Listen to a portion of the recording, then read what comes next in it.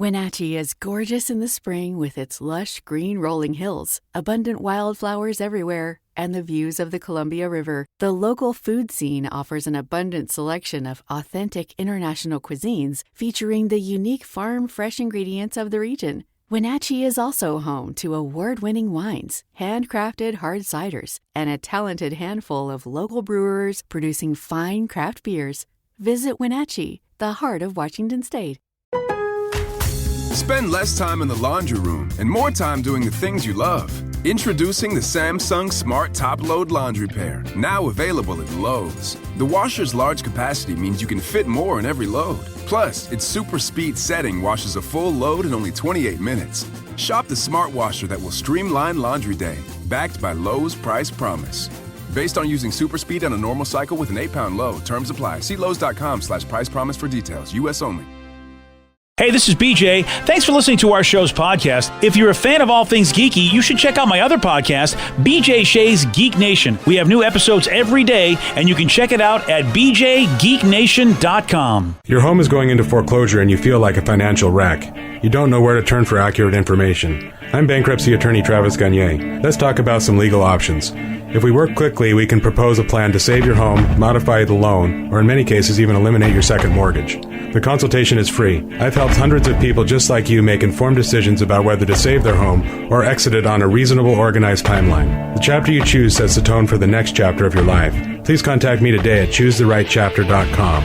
That's choosetherightchapter.com. 99.9 KISW, the Rock of Seattle. And it is here. Today is Seattle Rock Day, baby. Big day. Yeah. Put on your flannels. Put your long johns underneath your shorts. I mean, isn't that wear every Doc day? Martens. Isn't that what we're doing every day anyway? It kind of feels that way. Yeah. What does this mean, Seattle Rock Day? Well, all day long, we're celebrating the music of the Pacific Northwest. And in so many different ways, we're going to be celebrating this. Yeah, we've got some great celebrities and local musicians that can be joining us throughout the morning, afternoon, and evening as well, including Bruce Fairweather at 7:17, who was the lead guitarist of Mother Love Bone. Charles Cross, a great author. He's going to be joining us as well. It's going to be and taking Rockaholics calls and texts as well, BJ. Yeah, and we've over the years we have talked to a lot of great people about the music of the Pacific Northwest, and we're going to be hearing from them as well. It's just all part of everybody who is part of the music scene, and all's a day. That's what we're going to be doing, including, of course, our show. And we would love to hear your favorite memories as well. That's a big part of Seattle Rock Day, is what you remember, what you love about this great, rich, vibrant Seattle music scene that is still happening today. And, of course, happened all those years ago. 206-421-ROCK. Text us at 77999. Share with us your stories as we're going to take your calls and texts all morning long. It's that simple. And back when we celebrated KISW's 50th anniversary, we were fortunate enough to talk to Kevin Martin of Candlebox, and he let us know about his impressions of the Seattle music scene when he first moved out here. Yeah, I mean, there's an honesty. I think, the beauty of Seattle, and what I found when I moved there was everybody was so kind of real and sincere and honest. The music was certainly, the people that were playing, the band members that were playing it, the stations that were supporting it. It really felt like it was a community, and people honestly loved their rock and roll in that city. It's I don't know if there's another city in the United States who has that kind of just belief in the music being the most important thing to it. It just feels like Seattle is and will always be the small town that could, and musicians that just did it the way they wanted to do it. That's a great way to start off Seattle Rock Day, because that he really did put it in great words. That is what we're about. Just a great community, and I'm excited to hear the Rockaholic stories, because, I mean, everyone has seen different shows and been part of, like, seeing Nirvana at the Off-Ramp or seeing Pearl Jam's very first show. It's going to be fun to hear what some of our Rockaholics have experienced throughout the years when it comes to the Seattle music scene. And it's all happening today on Seattle Rock Day, and because it's Seattle Rock Day, all you're going to hear is Seattle music. Here's Mad Season on The Rock. BJ and Migs, mornings on The Rock, 99.9 KISW. Wenatchee is gorgeous in the spring with its lush green rolling hills, abundant wildflowers everywhere, and the views of the Columbia River. The local food scene offers an abundant selection of authentic international cuisines featuring the unique farm-fresh ingredients of the region. Wenatchee is also home to award-winning wines, handcrafted hard ciders, and a talented handful of local brewers producing fine craft beers. Visit Wenatchee, the heart of Washington State. Spend less time in the laundry room and more time doing the things you love. Introducing the Samsung Smart Top Load Laundry Pair, now available at Lowe's. The washer's large capacity means you can fit more in every load. Plus, its super speed setting washes a full load in only 28 minutes. Shop the smart washer that will streamline laundry day, backed by Lowe's Price Promise. Based on using super speed on a normal cycle with an 8-pound load. Terms apply. See Lowe's.com/price promise for details. U.S. only. $20 million, $19 million, $6 million. These are all awards recovered for clients of Phillips Law Firm. To win big, you have to fight big. And Phillips Law has been fighting the too big to fail insurance industry for decades. Not every case will have a multi-million-dollar outcome, but Phillips Law will fight just as hard to recover the outcome you deserve. If you or a loved one has been injured in a car accident or on the job, call or click today at 1-800-JUSTICE or visit justiceforyou.com. 99.9 KISW, the Rock of Seattle. If you're hearing an informative newscast right now, well, then you must not be listening to BJ and Migs. Live from the KISW News Center in downtown Seattle, this is the Migs Report. Well, thanks, you guys. Thanks to Kia Up You All for giving us the Migs Report today. Happy Seattle Rock Day, everybody. Oh, that's it. And you know what? We want people to share their stories on social media. Be sure to tag us at Seattle Rock Day. Let's get that trending, BJ. Nice. Trend. In fact, shout out to Ronan Givney. He has a book called Not For You, Pearl Jam in the Present Tense. I just saw on his Twitter page, he was just sharing how he's excited to be joining us at 8:15 or 8:17 this morning to talk about Pearl Jam, his book, which sold out already over at Easy Street Records and other places as well. So it'll be fun to share some stories about Pearl Jam with Ronan, who's a big fan of the band. Plus, all morning long, we'll be chatting with other Seattle luminaries. Bruce Fairweather from Mother Love Bone. We, in fact, just got a text message from someone saying, hey, be sure to give some love to Andrew Wood and say nice things about Andrew. He always seems to be left out or forgotten. Absolutely love his voice. Rock on, guys. We'll be showing a lot of love for Andrew with our chat with Bruce Fairweather this morning at 7:17. Other people will be joining us all morning as well. Plus, and more importantly, I think, is hearing from the Rockaholics and their stories. 206-421-ROCK. You can give us a call right now. We'll be taking your calls all morning long or text us at 77999. And BJ, today on Seattle Rock Day, the main goal is to raise money for a great cause, and that's SMASH, which is Seattle Music Access to Sustainable Healthcare. Musicians Healthcare. I can speak. Hey, listen, I know what you're trying to say. We want to get healthcare for musicians. That's the bottom line. The problem is I'm trying to read my own handwriting, and I feel bad for anyone that wants to read my handwriting because I can't even read my own handwriting. But what I'm excited about with this is that we're trying to raise $10,000 today. So far, we're at $2,500, I believe, BJ. Okay. Yep. And you just go to KSW.com. You can donate. But we've added some incentive to that, BJ, and that's some awesome items that are being auctioned off through eBay and through Smash. So if you click on the link, you'll see all these awesome things, including a Metallica poster. You're like, why Metallica on Seattle Rock Day? Well, it's a Seattle concert poster, and it was made by the Ames brothers, which features Jeff from Pearl Jam and his brother, which is very cool. Also, we have a Mudhoney skateboard, which has their Big Muff guitar pedal, which is very cool looking. You could go on that. Also, a Super Suckers poster that's been signed and numbered. Signed Duff McKagan, Guns N' Roses weird blacklight poster, man, that is just awesome. Duff also, big part of the Seattle music scene. Got his feet wet playing drums with the Fastbacks, and then eventually went on to be in this band called Guns N' Roses. Kind of crazy. But the one I'm excited about, and holy smokes, it's already raising some good money. It's almost at $1,000. It's at $760, and that's a signed Pearl Jam poster. All the members of Pearl Jam are signing this one, including Jeff, Stone, Eddie, Mike, and Matt. So you can just go to KSW.com, click on the link for Seattle Rock Day, and it'll take you to the auction site. We're hoping we're going to raise a lot of money today for Smash. Nice. Some good stuff right there. So, again, just go to KISW.com. I was trying to think about some of my favorite memories, and I think all morning we're all going to on the show share some of our favorite memories. But just thinking about Pearl Jam and that signed poster, I instantly thought of those two shows at what is now T-Mobile Park, but was Safeco Field. The home shows. Got to go to both. First night went with D. Ted Smith. That was pretty damn awesome. Second night went with my buddy Craig Proper. That one also pretty awesome. In fact, I think the second show might be the best Pearl Jam show I've ever been to. There was just such an energy in that place and the crowd and the band. It was a great time. And selfishly, one of the cool perks of working here at KSW is that we've built a relationship with Mike McCready. And we had Mike McCready on recently, and he talked about those home shows. And it was really cool to hear his perspective being, the lead guitarist of Pearl Jam.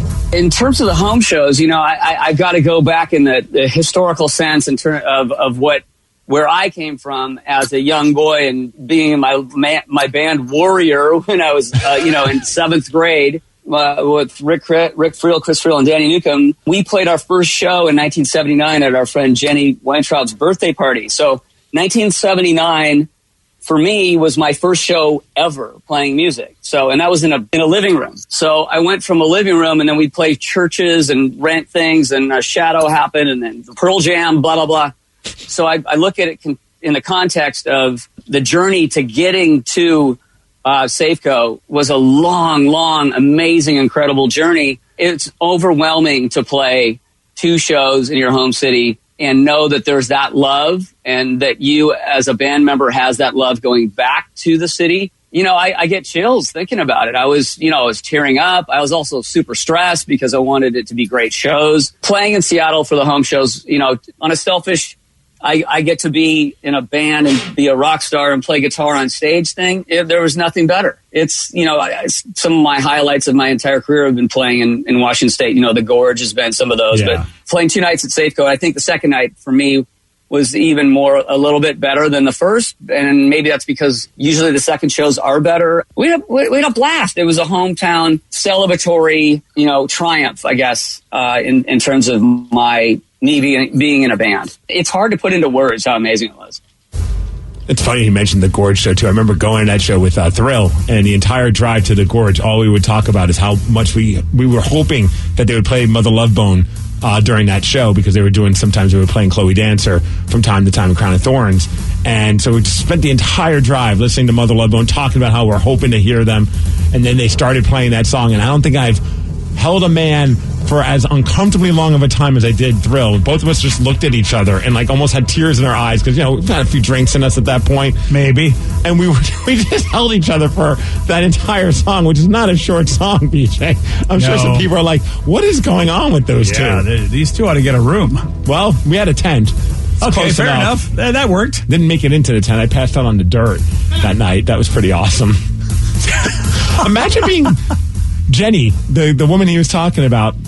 Mike McCready plays her living room and then one day goes on to play stadiums and giant venues like the Gorge. That's just got to be so surreal. That is so insane. And, what was he, like 13, 14 at the time? Right. I think probably. Yeah, it's just, it's wild. And I love that he remembers that, which is, one of the reasons why the guys from Pearl Jam are great, Mike McCready, because they're just regular dudes that have had amazing things happen to them. I mean, we're already getting some text messages at 77999. I'm sure they're going to come up a lot. A lot of people are saying that one of their favorite Seattle rock memories is seeing Pearl Jam at the Drop in the Park show, which honestly, if I had a time machine and could go to any concert, that would be the number one concert I would want to go to, because it was just pure insanity, and that's at the height of them just blowing up, becoming this huge band that they were, and they played outdoors. That's the show where Eddie Vedder's hanging from the rafters, one of the many times, but the outdoor show where he's hanging from the rafters, I can only imagine being there was incredible.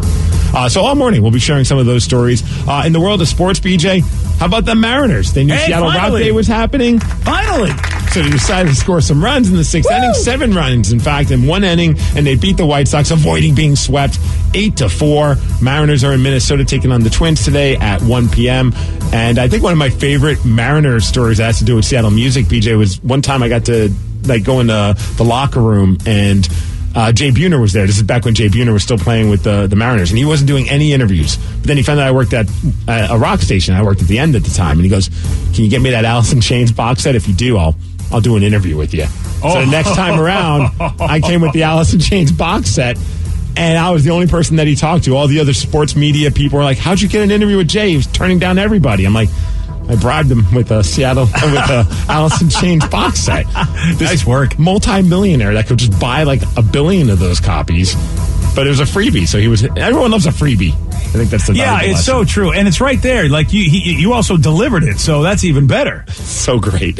As far as weather, 54 degrees. It's going to be sunny. Thanks to Advanced Hair Restoration for giving us the Migs report, and that's what's up. And today is Seattle Rock Day. We want to hear your stories about the Seattle music scene. Call in right now, 206-421-ROCK. You can also text us at 77999. Let's talk to John and Chehalis. John, you are on the Rock. Morning, guys. Morning, John. How about you, man? What was one of your favorite Seattle Rock memories? Oh, well, I've been around almost as long as you, BJ. Listening to you guys almost since you guys started.